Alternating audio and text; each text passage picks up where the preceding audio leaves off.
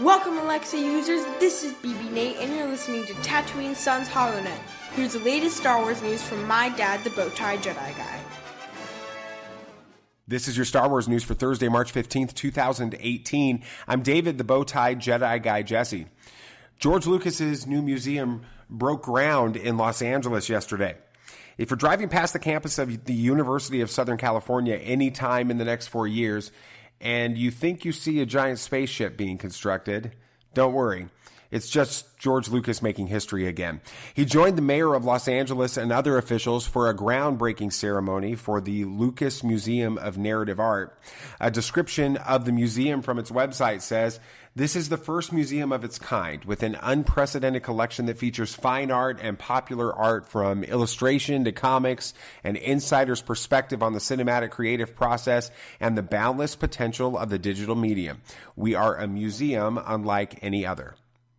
Laura Dern really did say pew pew when firing a blaster in The Last Jedi. Laura Dern is a child at heart. Star Wars fans have always simulated the sound of blasters by saying pew pew.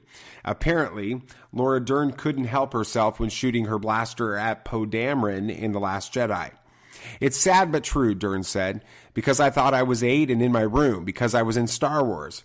Fortunately, Dern's blaster was set on stun, and Poe Dameron survived to continue to lead the resistance. And finally, the team at Bad Lip Reading is spoofing Star Wars again. If you're a fan of the wildly popular YouTube channel Bad Lip Reading, you're going to want to check out their new Star Wars video, It's Not a Moon. It's a unique and hilarious look at some of the most iconic moments in the Star Wars history as Grand Moff Tarkin shares a musical moment with Princess Leia aboard the Death Star. Up next, today in Star Wars history, but first, here's Samuel the Hutt. Hi Alexa users, this is Samuel the Hutt. Thanks for listening to Tatooine Sons HoloNet. If you're enjoying this Star Wars news flash briefing, I want to invite you to check out our weekly show called Tatooine Sons, a Star Wars podcast. You can find it on all major podcast directories. May the Force be with you.